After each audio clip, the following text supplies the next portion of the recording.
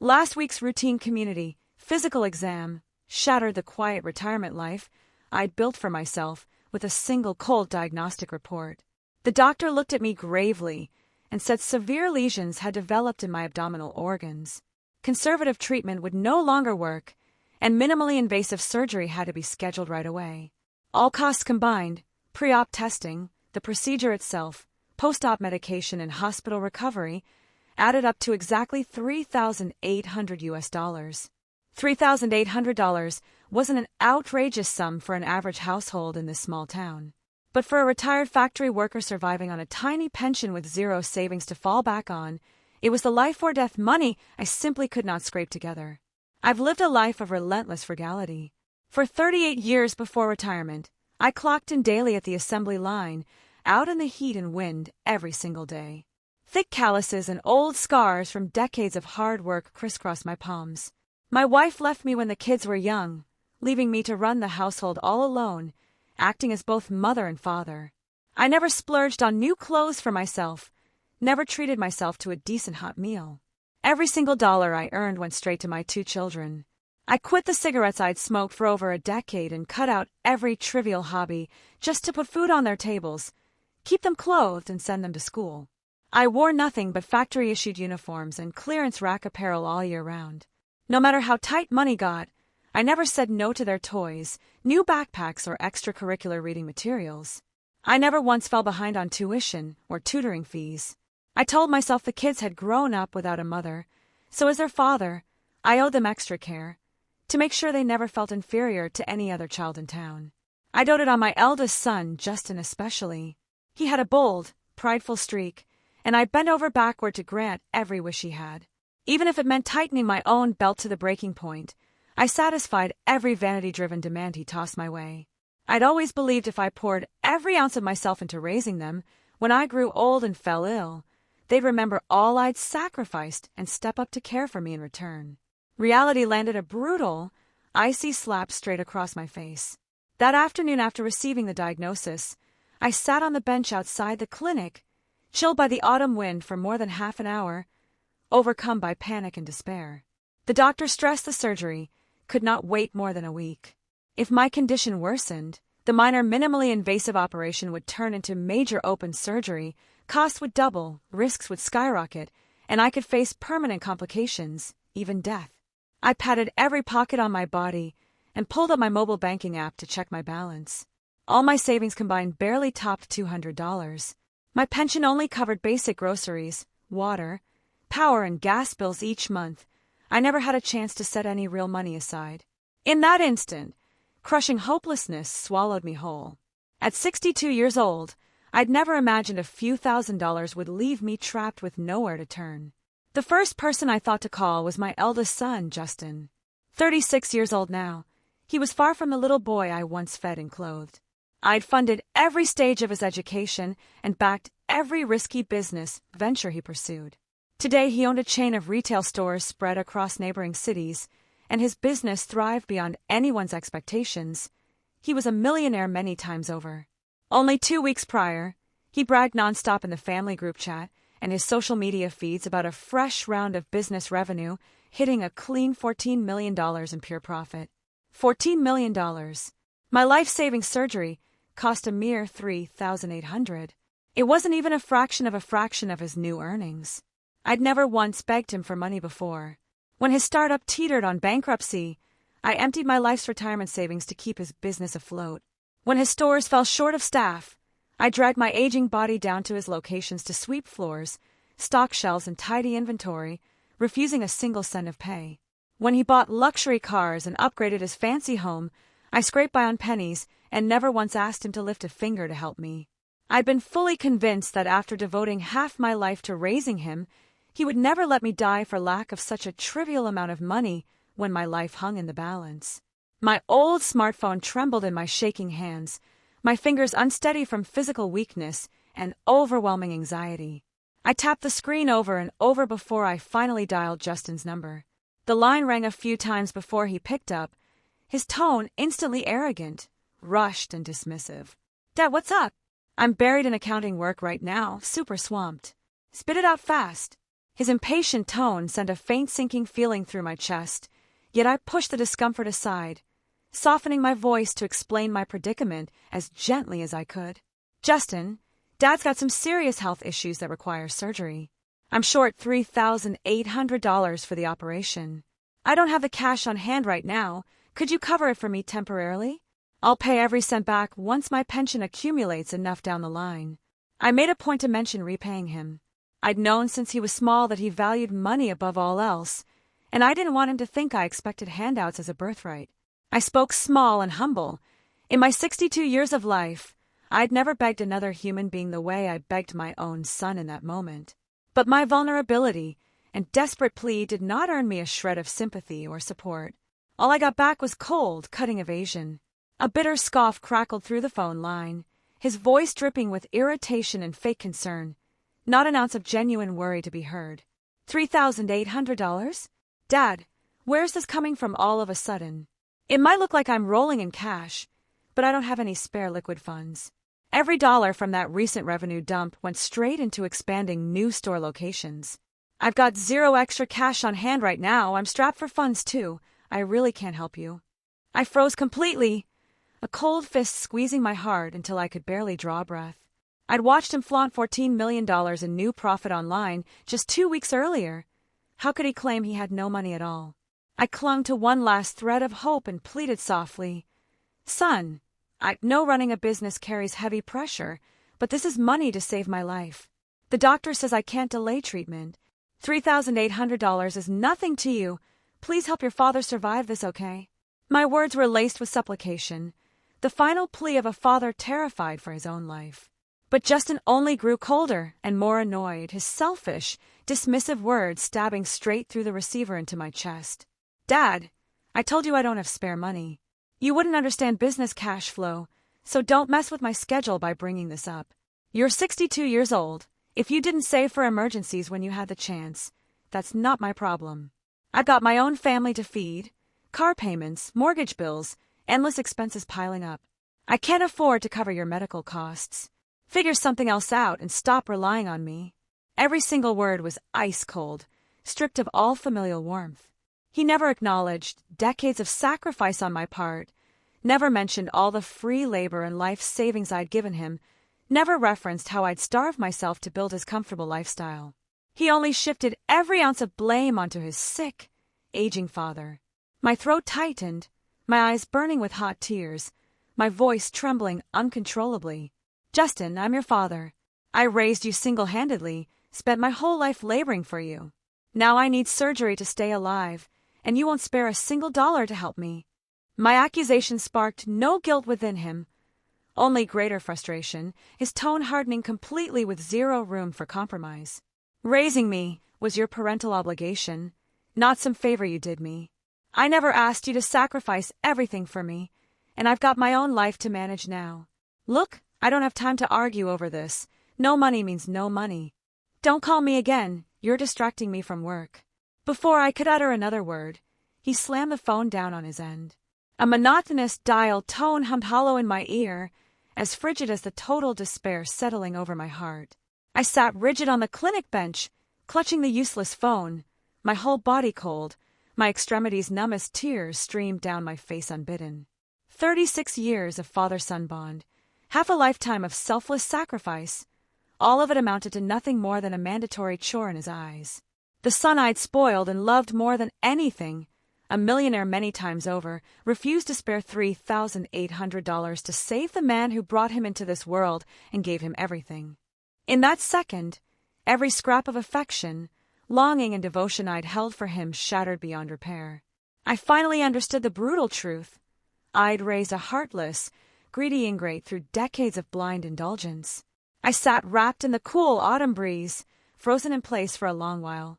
Every memory of these past years replayed on a loop in my head, each thought heavier with sorrow, each memory colder with heartbreak. Justin had been spoiled rotten ever since he was small. As a boy, he was mischievous, headstrong, and rebellious. No matter what mess he got himself into, I could never bring myself to scold or strike him. I only endured his tantrums patiently and cleaned up every disaster he left behind. Money was tight back then, Yet I slaved away day in and day out, funneling every dollar I earned straight into buying him the fanciest snacks, the trendiest clothes, showering him with every good resource I could scrape together. My younger daughter, Lina, on the other hand, had always been sensible, gentle, and obedient. She never fought with her brother over anything, nor did she ever beg me for treats or toys. They were both my children, yet my unfair favoritism left her drowning in endless debt of love I could never repay. If there was only one nice meal to share at home, it always went to Justin first. New clothes were his to wear before anyone else. The pocket money for school was multiplied several times over for him, while Lina got barely a fraction. She never threw fits or complained. She'd simply stand quietly to one side, watching her brother claim everything, content to stay humble and ask for nothing at all.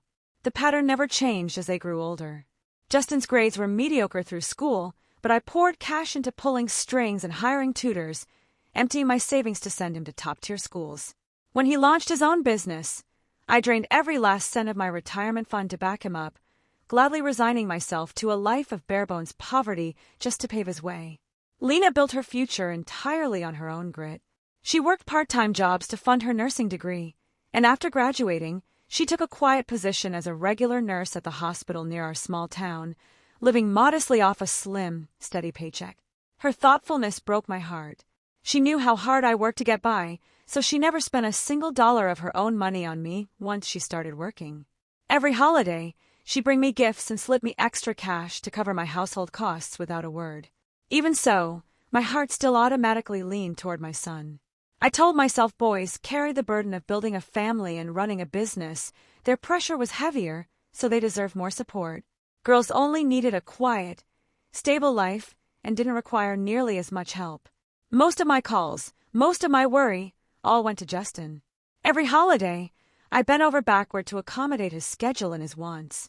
Lina worked grueling hours and rarely came home, yet I almost never reached out to check how she was holding up. At times, I even told her she ought to yield to her brother and help him out whenever she could. Looking back now, I see how foolish and biased I've been my entire life. I tried to be everything to everyone, yet I failed the sweetest, most devoted daughter I could ever ask for. I lavished all my tenderness and favor on an ungrateful beast, and left nothing but neglect and coldness for the child who knew how to repay every kindness. After Justin slammed the phone on me without mercy, despair swallowed me whole. I had no clue where I'd scrounge up those $3,800 for my life-saving surgery. I'd lived an honest, unassuming life my whole days, never racking up debt, never begging anyone for favors. None of my relatives had extra money to lend, and every neighbor around me was a blue-collar senior scraping by on limited funds. I couldn't bring myself to knock on their doors and plead for handouts. A dark, hopeless thought crept into my mind. Maybe I ought to skip the surgery entirely. At 62, I'd spent every waking hour slaving away, never once tasting real joy. Now that I lay deathly ill, my own son refused to lift a finger to save me. What was there left in this life worth clinging to? I stood up in a daze, my body heavy and weak, dragging my feet back to my silent, empty house. The moment I pushed open the front door, cold stillness washed over me. Staring at the vacant living room and quiet kitchen, decades of rushing and sacrificing for my children flooded my mind, and waves of grief and unfair suffering crashed over me all at once. I didn't call Lina. I didn't want to burden her. She worked rotating 3 shifts at the hospital, already worn thin by endless labor, and her salary barely covered her own bills. I refused to pile more stress onto the daughter I'd wronged for years. I'd rather carry all this agony alone than drag her down with my troubles. But a father's and daughter's bond runs deep, impossible to hide. She must have sensed something was wrong when I ignored all her texts and missed her daily check-in calls. Late that night, around 11 o'clock, I tossed and turned in bed, wide awake and tormented by worry, when soft knocks tapped against my front door. The town felt deathly quiet after dark, so those gentle raps cut through the silence loud and clear. I dragged my frail body to my feet, utterly confused. Who would come calling this late at night?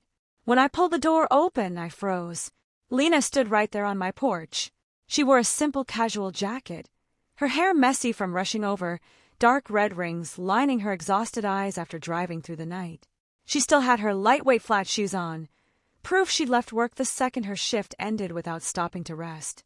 The drive from her hospital to our town took more than 40 minutes. She'd raced over the second she suspected I was in trouble. The second she laid eyes on my pale, gaunt face and my shaky, feeble frame. Tears welled up in her eyes. Her voice shook with urgent fear as she reached out to steady my arm. "Dad, what's wrong? You haven't answered a single message or picked up my calls all day. I've been sick with worry. I couldn't stop thinking about you. I got off my shift and drove straight here.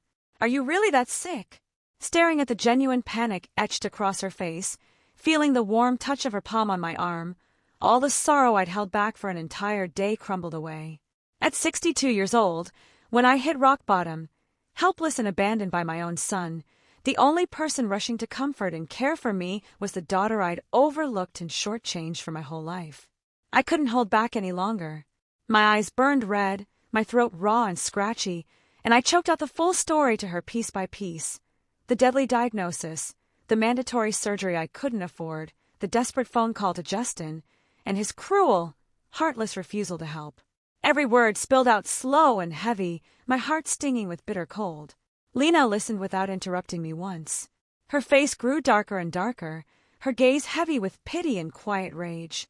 When I finished telling her everything, she didn't utter a single complaint about my past favoritism, not one word of blame for how unfairly I'd treated her over the years. She only squeezed my hand tight, her tone soft yet unshakable. "Dad, don't grieve, and don't be afraid. Your health comes first. Don't stress about the money. I'm here to take care of everything." Right after speaking, she unzipped the canvas bag slung over her shoulder and pulled out a thick stack of crisp, neatly folded cash. She pressed the heavy bundle firmly into my palms, the warmth of her skin seeping through the paper bills, steady and reassuring. "Dad, this is every penny I've saved after years of working. It's $4,000 total. I'd set it aside for emergencies in my future, but I want you to take all of it now. It's more than enough to cover your surgery, hospital stay, and all the medication you'll need to recover. Call the hospital tomorrow to schedule your operation, and don't worry about a single expense. I'll pay for every bit of it. You won't spend a cent of your own money." My fingers trembled clutching that weighty pile of cash. A storm of emotion raged inside me, and tears streamed down my cheeks without pause. $4,000 meant nothing to Justin, the millionaire, barely pocket change for a single fancy dinner or a luxury designer item. But for Lina, a low-wage nurse who pinched every penny and pulled endless back-breaking night shifts, this was her entire life savings, every ounce of security and backup she'd built for herself. Without hesitation, without holding back a single dollar, she handed all of it over just to save my life. I looked at her through blurred, tearful eyes, my voice too hoarse to sound coherent. "Girl, this is all the money you have. Dad can't take this. Keep it for yourself. I'll find another way somehow." Lina cut me off right away, lifting a hand to wipe the tears from my cheeks. Her gaze was gentle but resolute, leaving no room for argument. "Dad, I can always earn more money if it's gone. But if your body fails you, if something happens to you, I'll never get you back. You spent your whole life slaving away to raise me and my brother, suffering hardship after hardship for us. Now it's my turn to care for you and repay everything you've done. No matter what anyone else does, I'll make sure you get better, and I'll stay right by your side the whole time. Don't overthink anything, just focus on healing." Standing beneath the warm lamplight in that moment, I saw the true hearts of my 2 children laid bare before me, crystal clear.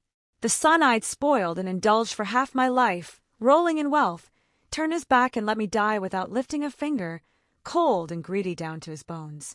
The daughter I'd neglected and shortchanged for decades, with nothing to her name, gave up everything she owned to shield me for the rest of my days. Every shade of human warmth and coldness, every truth about gratitude and selfishness, stood laid out bare for all to see through this illness, no detail hidden, no nuance blurred. With every dollar of Lina's life savings covering my medical bills, the crushing anxiety and despair melted away, replaced by a quiet, solid sense of relief. Early the next morning, Lina put in for an extended leave from her hospital job and stayed by my side the entire day, helping me fill out clinic paperwork, lock in a surgery date, and complete every pre-op screening required. Her job was already physically draining, and any rare day off she might have had was entirely spent running endless errands for my medical care. She rushed from one office to the next without a single word of complaint. She sat with me through every test, double-checking every medical form, jotting down every instruction the doctor gave, and soothing my frayed nerves with gentle, attentive care. The surgery was scheduled 3 days later. The whole procedure wrapped up in under 2 hours without a single complication or emergency. My doctor said we'd caught the damage early enough that the operation had gone perfectly. All I needed was consistent rest, regular medication, and routine follow-up visits, and I'd make a full recovery with zero permanent damage, no impact on my daily life down the line. For the 2 weeks I stayed in the hospital, Lina set aside every single one of her own responsibilities to tend to me day and night. She woke before dawn each morning to bring bland, doctor-approved meals, helped me bathe and launder my clothes, and reminded me on the dot every time I needed medication or in drip.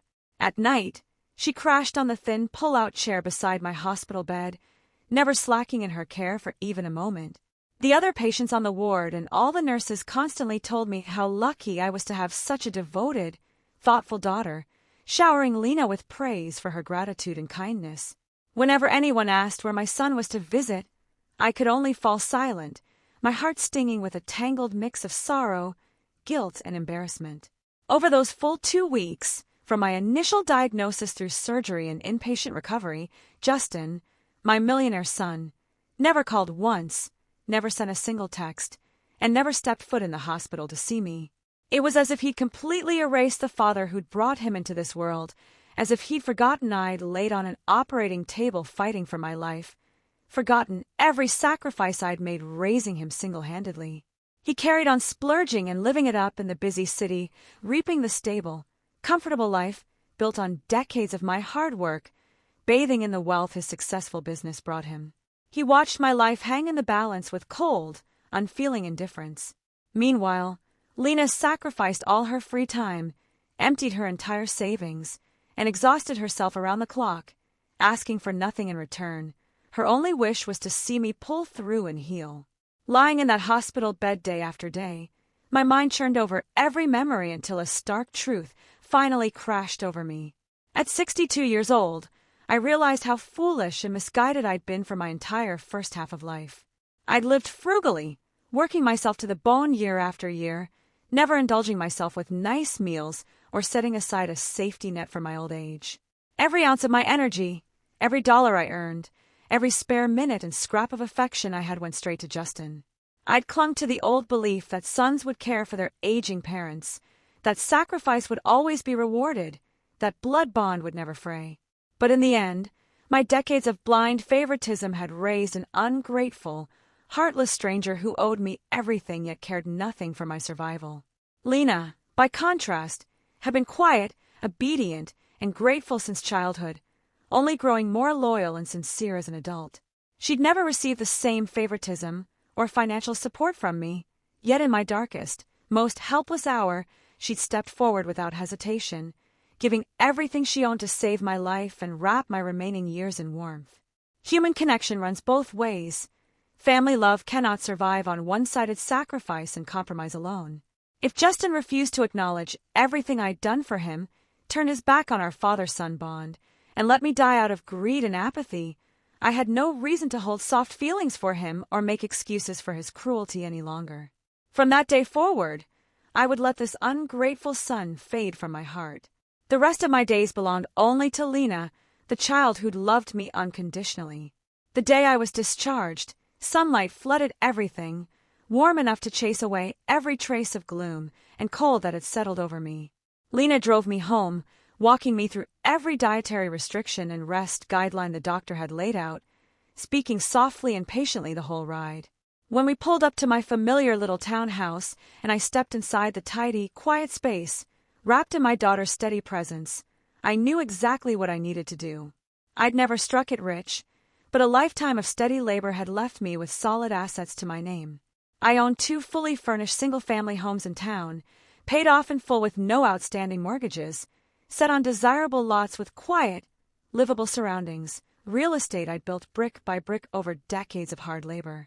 I also held a retirement trust fund I'd funded specifically to cover my elder care, more than enough to let me live out my years comfortably. Those houses and trust savings made up my entire life's worth, the sole security I had left for my old age. For years, I'd silently assumed all my assets would one day pass to Justin. Deep-rooted old customs told me property should go to the son, and that belief had stuck with me for as long as I could remember. Even when he acted selfish, entitled, and unthankful, I'd never once considered changing that plan. I'd always thought I'd leave him extra wealth once I was gone to make his life easier and more secure. But after this illness laid bare every shade of human kindness and cruelty, I completely cast aside that old way of thinking. Every dollar, every house, every asset I'd scraped together through endless hardship belonged to me, and I had the right to leave them to whoever I chose. Since Justin had cast our bond aside and refused to lift a finger to save me, he did not deserve a single piece of what I'd built. Every last thing I owned would go to Lina, the daughter who'd loved me, sacrificed for me, and given all she had to save my life. I made that choice without a shred of hesitation or regret. The very next day back home, once I'd regained enough strength to move around, I immediately called the local attorney and booked an appointment for official notarization. I refused to drag my feet, leaving no room for Justin to contest or fight over my estate later. I intended to transfer all my holdings to Lina openly, fully, and in strict accordance with state law. When the attorney came to my house to review my paperwork and draft the legal documents, every step was transparent, fully compliant with local estate law. With the lawyer present as witness, I clearly laid out the terms of my notarized will and property transfer papers, both fully paid single-family homes, all funds held in my retirement trust, and every personal asset under my name would remain mine to use freely while I was living. Upon my passing, everything would transfer solely and unconditionally to my daughter Lina. My son Justin would hold no legal claim to any of my property, nor would he have grounds to contest any assets in court. As soon as the documents were finalized, I signed my name and affixed my fingerprint, completing the full notarization process to make the paperwork fully legally binding. I did not waver, not even for a split second, nor did any flicker of softness for Justin cross my mind. The moment all legal formalities wrapped up, a tremendous weight lifted from my chest, leaving me light-headed and clear-headed. Decades of unspoken fixation on my son, all the favoritism, worry, and hope I'd poured into him, vanished completely. When Lina learned every asset had been legally transferred to her name, she froze on the spot, then grabbed my hands tightly, her tone urgent and earnest. "Dad, I took care of you and paid for your surgery not for houses or money. This is simply what any daughter ought to do. Keep all your property for your own retirement. I can't accept any of this." I patted her hands gently, gazing at my pure, kind-hearted daughter, my eyes glistening with soft emotion as I spoke with complete sincerity. "Honey, I know you never cared about wealth. This isn't payment for what you've done. It's repayment for all the ways I wronged you, the long overdue amends a father owes his little girl. For the first half of my life, I was blind and biased, letting you bear endless unfairness and hurt. From now on, I only want to stay close to you and make it right. Everything I own belongs to the person who deserves it most. You deserve every bit of warmth this world has to offer, and every ounce of my love that I wasted elsewhere all those years." Tears welled up in Lina's eyes as she leaned her head lightly against my shoulder, no longer trying to turn down my gift. Father and daughter sat quiet, holding each other, as decades of quiet resentment and unspoken neglect slowly melted away, healed by simple, unshakable love. My life shifted entirely from that day forward. I was no longer the foolish father who spoiled an ungrateful son above all else. I would stand as Lina's sole support, pouring all my care and affection into the child who'd loved me faithfully through every hardship. I made no effort to hide the property transfer and notarization, nor did I go out of my way to broadcast it. Our small town is a tight-knit community where word travels lightning fast.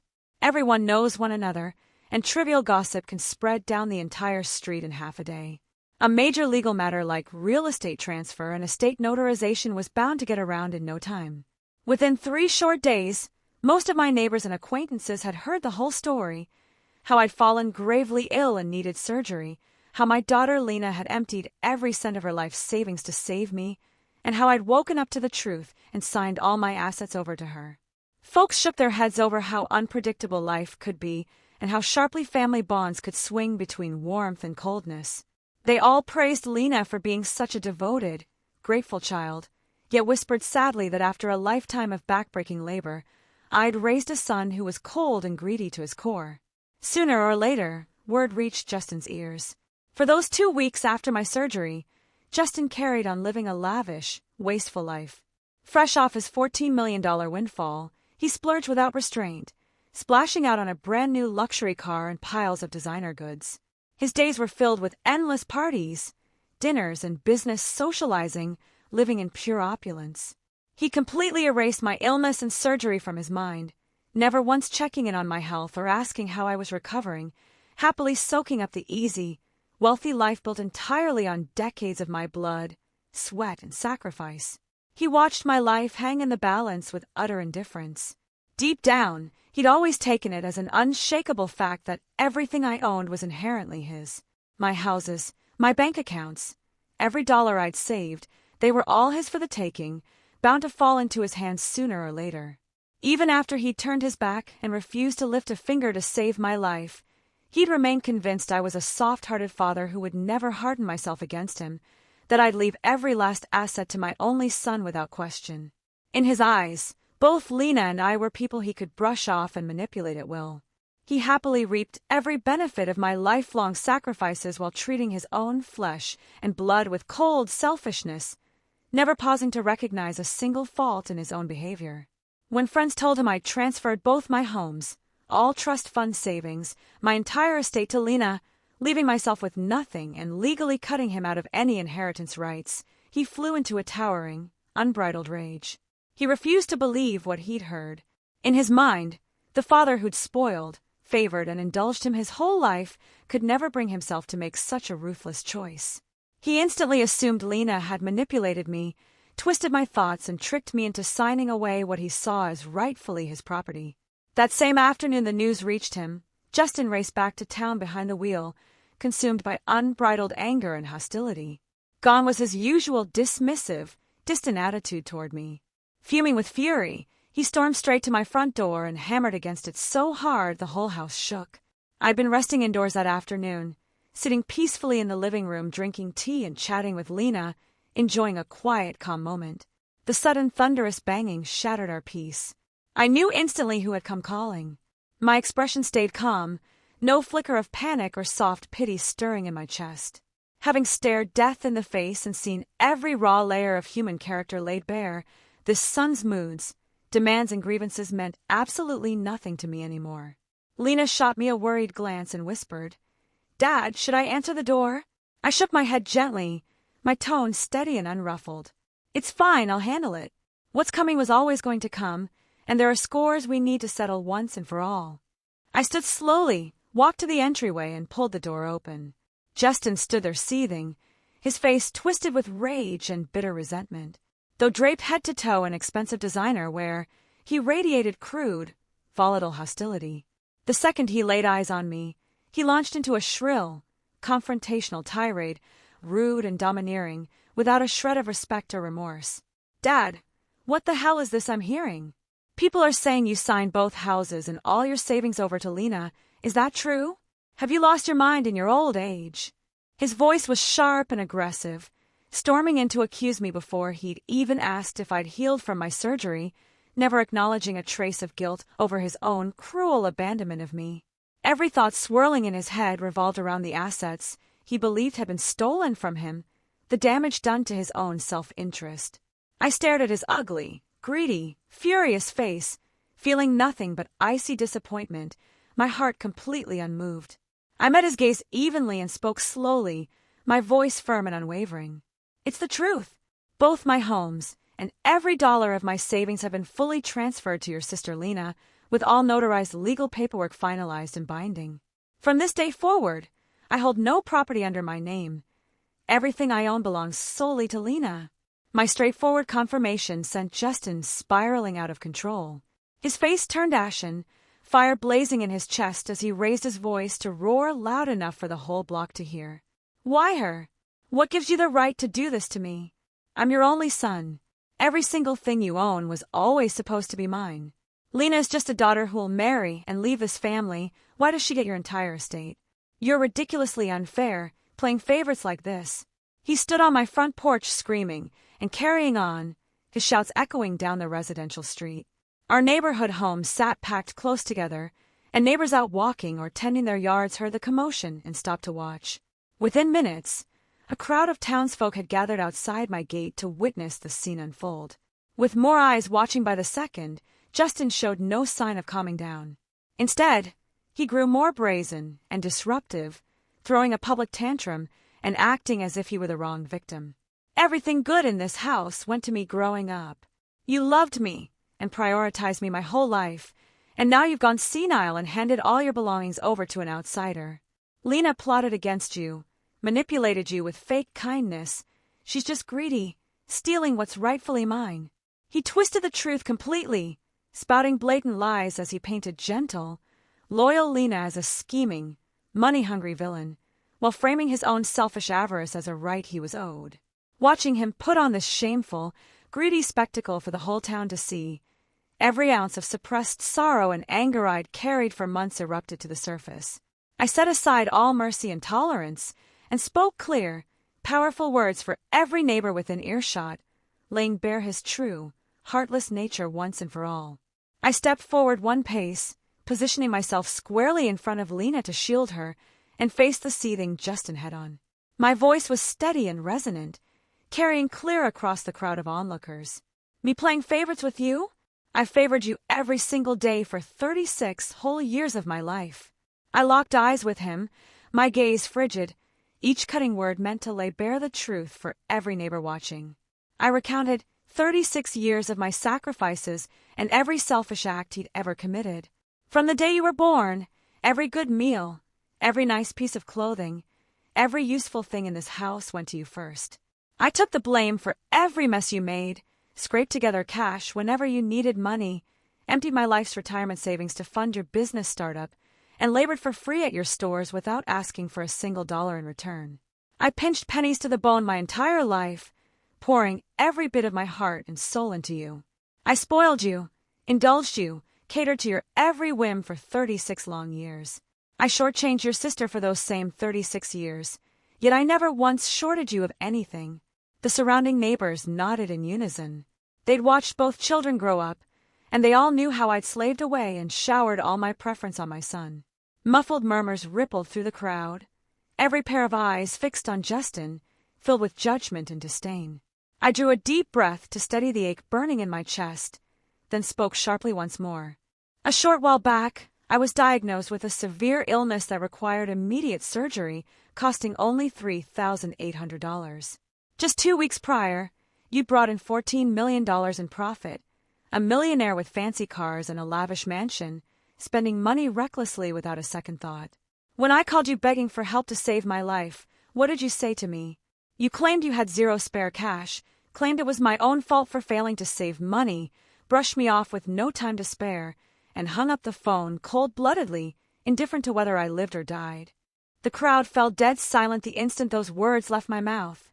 Every whisper died away, leaving only a stunned hush as every person stared at Justin in complete disbelief.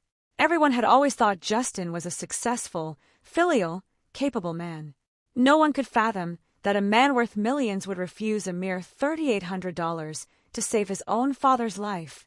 Justin's face drained instantly to a sickly pale, his eyes darting about in panic as he stumbled over rushed, desperate excuses. That money was business operating capital. It couldn't be touched under any circumstances. I truly had no spare funds back then. Stop spreading lies and twisting the truth in front of everyone, Dad. I let out a cold scoff, my stare piercing through every one of his falsehoods. Operating capital? Right after you received those $14 million, you immediately bought a brand new luxury vehicle, splurged on limited edition designer goods, and filled your schedule with fine dining and high-end social events, blowing cash left and right. You call that cash flow strain? You had endless money for frivolous fun and expensive dinners, yet not a cent to spare for your own father's life-saving treatment. I turned to address the watching neighbors, my tone open and heavy with sorrow. Fellow townsfolk, when I was deathly sick and trapped with nowhere to turn, my millionaire son stood by and let me suffer, refusing to lend a single dollar or offer a single word of concern. It was my younger daughter, Lina, just an ordinary nurse earning a modest wage, who scrimped and saved for years to put away $4,000. She drove through the night to get here, gave me every last cent she owned to pay for my surgery, and cared for me around the clock through my entire recovery. When I was broken and staring death in the face, I saw perfectly clear who truly cared for me and who was cold and heartless. I pointed straight at Justin, my voice ringing out powerfully, each word sinking heavy into the hearts of everyone listening. I raised you for 36 years and gave you every single thing I had. When I fell ill, you refused to help. When I hit rock bottom, you turned your back. You were greedy and cold, only ever taking without a shred of gratitude. What right do you have to claim my estate belongs to you? Is it your cold cruelty, your ingratitude, your unfeeling heart that would let your own father die? My unbroken stream of truthful, forceful questions shattered Justin's polished, fake public image completely. The crowd erupted into loud condemnation, overlapping voices rising all around us. Good heavens, how can someone be this unfilial? He's a millionaire and won't spare $3,800 to save his father, utterly heartless. No wonder the old man's heart is broken. Anyone would be crushed after sacrificing everything to raise such an ungrateful ingrate. That daughter is such a devoted girl, a regular nurse giving up all her savings for her dad. The contrast couldn't be starker. He deserves not a single penny of that inheritance. The old man made the right choice. He always looked polished and successful out in public, but his character's rotten to the core. He let his own father die. Layer upon layer of criticism and gossip closed in around Justin. Trapped in the center of the crowd, his face flushed pale, then red, then ashen, overcome with embarrassment and shame. The arrogant, domineering air he'd carried moments before vanished entirely, leaving nothing but humiliation. Even so, he showed no remorse and refused to admit fault. Having his true nature laid bare before the whole town only stoked his rage further, and he shifted all blame onto Lina. He whirled around to glare venomously at Lina standing behind me, snarling through gritted teeth. "This is all your fault, Lina. You intentionally drove a wedge between Dad and me. You put on an act of devotion just to win everyone's sympathy. You're greedy and plotted to steal what's mine. You're nothing but a fake, manipulative little hypocrite." Lina stood quietly behind me the entire time, gentle, composed, and unflustered by his accusations. When her brother slandered her, she spoke softly yet firmly, every word plain and unshakable. "Brother, I never sought to come between you and Dad, nor did I ever scheme after any inheritance. I paid for Dad's surgery only because he is the father who brought me into this world and raised me, the person I owe all my gratitude and care to. I never fought or begged for a single possession.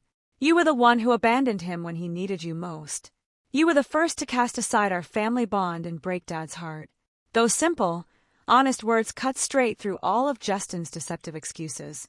Every neighbor within earshot fully grasped the vast divide between the two siblings' characters. One was sincere, grateful, open, and kind. The other greedy, unthankful, and willing to twist the truth for his own gain. The difference was plain for all to judge, and everyone knew where true justice lay. Left with no counterarguments and completely outmatched, Justin burned with rage under the crowd's scornful stares, throwing another wild, unreasonable fit and pressing me relentlessly. "Dad, even if I messed up before, I'm your only son. Property should pass down to the son. It's how things have always been. Giving everything to Lina is blatant favoritism. It's unfair. You have to reverse this and give back what belongs to me." Watching his stubborn, irredeemably selfish display, the last faint thread of father-son affection lingering in my chest dissolved completely without a trace. I stared at him coldly, my tone final, leaving no room for compromise. "The moment I begged you for help with my life-threatening surgery, and you chose to let me die, you ceased being a son worth my care. My assets are mine to give to whoever I choose. You have no right to demand anything from me. All notarized legal documents are fully binding and can never be altered for the rest of my life. You will not receive a single dollar or a single house. You hold millions yet refuse to save my life. My daughter has nothing yet gave everything to protect me. Kindness is repaid with kindness. If you show no compassion to your own blood, Do not expect compassion from me. My voice remained cold and unyielding, severing all ties built over decades between us.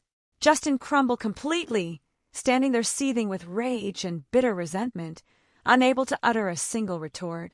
With every neighbor pointing and staring at him with unmasked contempt, he was stripped of all dignity, utterly humiliated. The farce that unfolded right at my doorstep finally came to an end, leaving Justin utterly disgraced and defeated. Watched by the entire neighborhood, his true nature, cold, selfish, ungrateful, and utterly unfilial, was fully exposed for everyone to see. Our small town had a tight-knit community where news traveled fast.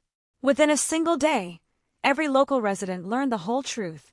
Justin, a millionaire with abundant wealth, had refused a tiny sum of money to save his own dying father, laying bare his cruel, heartless, and self-serving character beyond doubt. All the praise, admiration, and respect he had once earned faded away completely, replaced by widespread disdain and condemnation. The townsfolk finally saw the ugly soul hidden beneath his polished, successful exterior. From then on, no one was willing to associate with him or cooperate with him in good faith. After witnessing his appalling moral conduct, local business partners and longtime acquaintances took the initiative to terminate collaborations, cancel orders, and cut off all contact with him. Everyone came to a clear conclusion. A man who could abandon his own father's life, who lacked gratitude and disregarded family bonds, had no moral bottom line at all. He was never worthy of trust, let alone long-term partnership and entrustment. Almost overnight, Justin's chain store business suffered a sharp, devastating decline. His local customer base collapsed entirely, and he was completely shunned by everyone in the town, his once impeccable reputation shattered to pieces. Long accustomed to extravagant spending and reckless indulgence with no sense of frugality or long-term planning, he soon faced a severe capital chain breakdown after losing stable customer sources and business support. In merely a few months, his once prosperous chain stores closed one after another. His multi-million-dollar fortune shrank rapidly, and the once glamorous, successful entrepreneur was reduced to a debt-ridden man struggling desperately to make ends meet. He lost everything: his thriving career, his pristine reputation, his social connections, and all his former glory.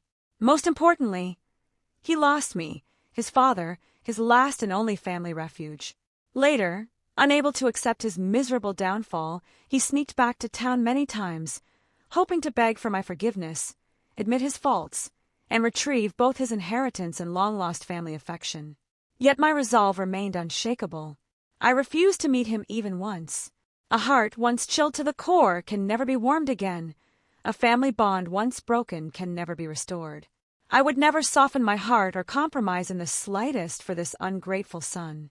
He single-handedly ruined decades of father-son affection and cut off every path of retreat for himself. His destitute, miserable ending was entirely self-inflicted, a well-deserved consequence of his own choices.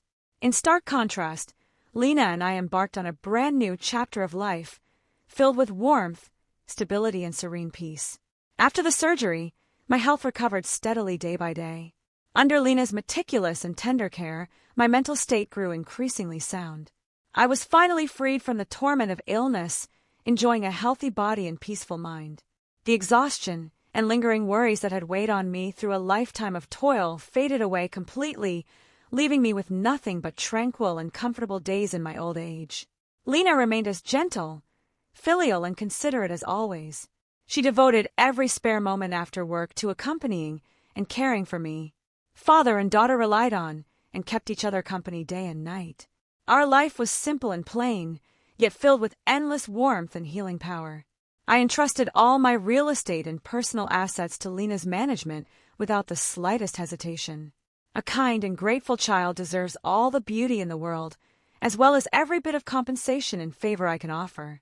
For decades, I wronged her and deprived her of tenderness and preference. Now I devote every remaining day of my life and all my worldly possessions to making up for those past regrets, little by little. All the neighbors in town now envy my blessed and fulfilling old age. They often say I endured countless hardships and setbacks in the first half of my life, and finally reaped sweet rewards in my later years. Good and evil always have their reckoning. I have finally clung to sincerity and preserved the most precious warmth of family. I often sit on the lawn in my yard, bathed in warm sunshine, watching my daughter stay gently by my side. My heart is filled with pure gratitude and thorough relief. That severe illness, once a terrifying disaster, turned out to be the greatest redemption of my life. It allowed me to thoroughly distinguish good from evil, truth from falsehood in human nature and family affection. It made me stop blindly indulging the ungrateful and start making amends to the sincere and kind, cutting my losses in time and waking up to the true meaning of life. After half a lifetime of ignorance and folly, I finally understood the simplest yet most profound truth. Family affection is never one-sided devotion and indulgence. True human bonds are always mutual. If you cast aside kindness and affection, you will be met with coldness and estrangement in return. If you treat others with wholehearted sincerity, I will devote everything I have to shelter and protect you. Blind indulgence can never breed gratitude, and unconditional tolerance can never win genuine loyalty. No matter how much you sacrifice for an ungrateful person, all your efforts will be futile. Yet those who treat you with sincerity will stand by you through every hardship, no matter how unfairly you have treated them before. Justin clung stubbornly to wealth, yet abandoned his family, eventually being deserted by everyone and ending up with nothing, truly reaping what he sowed. Lina cherished gratitude and upheld filial piety, treating her family with unwavering sincerity, and ultimately gained a stable, warm, and perfect life for us both in my later years. Good and evil always receive their due retribution. Karma never spares anyone. Now at 62 years old, I embrace a peaceful and tranquil remaining life, accompanied by my sincere and loving daughter. My first half of life was filled with storms, hardships, and endless toil, while my later years are blessed with warmth, healing, and complete contentment. I have finally let go of my obsessions, stayed true to my original heart, and peacefully enjoyed the warm and fulfilling old age I deserve in this quiet small town.